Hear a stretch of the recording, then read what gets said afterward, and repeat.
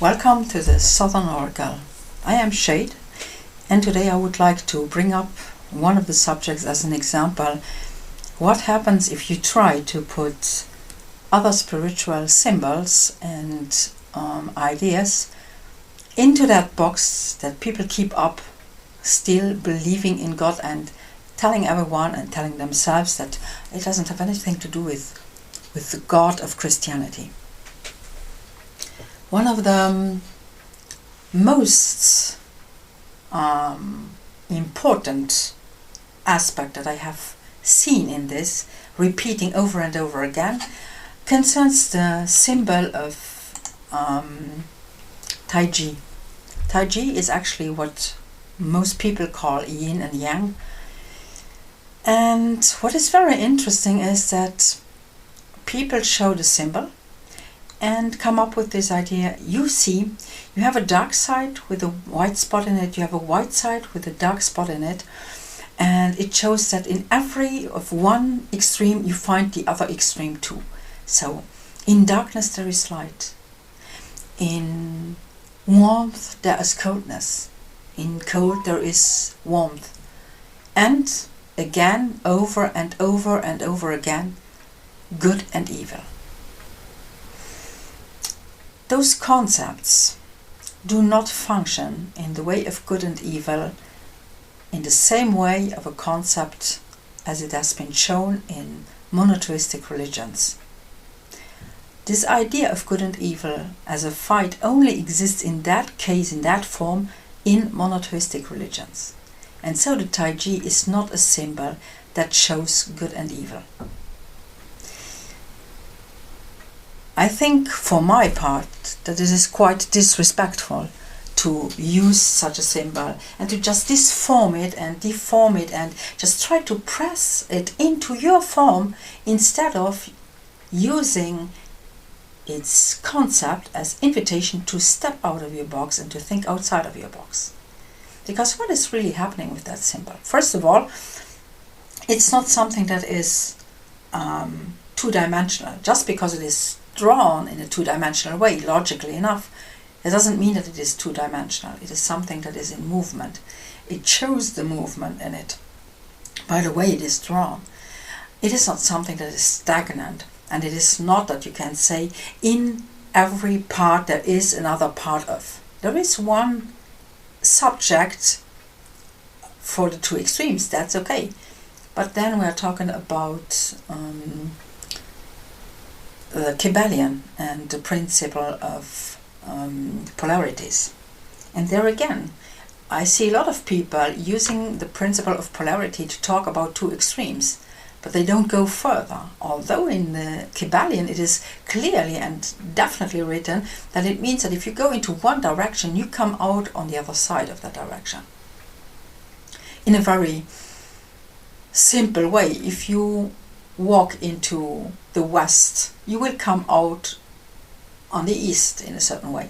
And this is how this is working.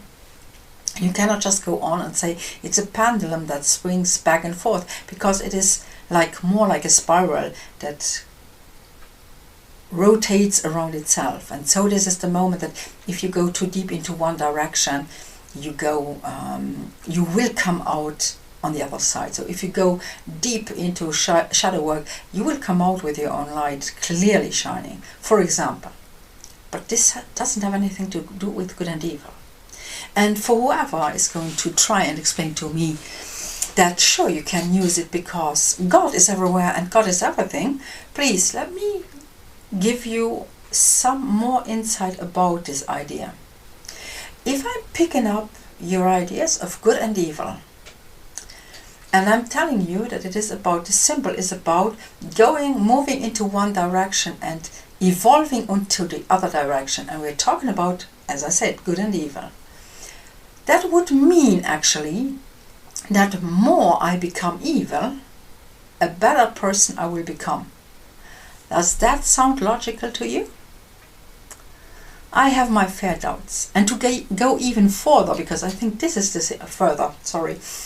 to go even further, something even I only found out several months ago, and it just, well, for me it was so so logical.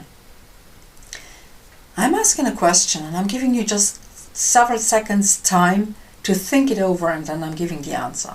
When someone is drawing the Taiji, when someone is drawing yin and yang, what of the two colors, black or white, do you think the person begins with? And if you say white, then not only I'm going to say no, it's actually black, but it is not simply that the person is going to paint the black part of it, but the whole circle will be painted in black in the beginning, and only then the white will be put over part of it. Because in those cultures, black is yin, it is the absolute place where you can tap into, the absolute source where you can tap into to come up with every possible opportunity, option, choice and imagination. Therefore, you have to start with black.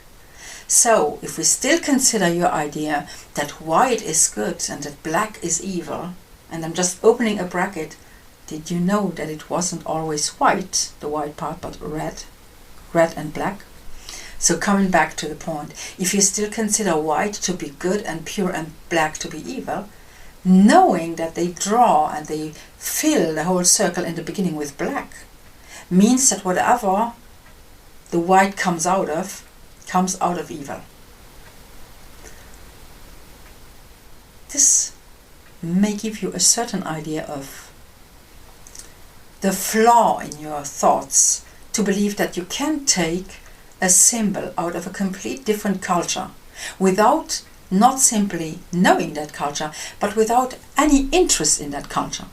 Because if you were interested in that culture, you would explain that it is different from your ideas. No, you go and you pick it out and you put it into your box, or try to put it into your box.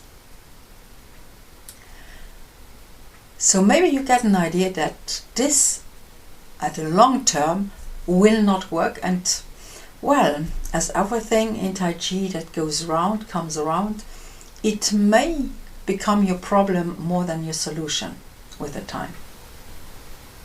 So that way I invite you to whatever symbol you see, please just try for once not to understand it with your point of view, but try to get an idea that they may have different mindsets that also work and that are very spiritual, to explain this, and maybe also try at least to understand or be interested in those mindsets, instead of simply just picking out like a tourist the things that you think are nice and cute, and then you're going to, well, paint it with your belief system and your religion. Thank you very much for listening.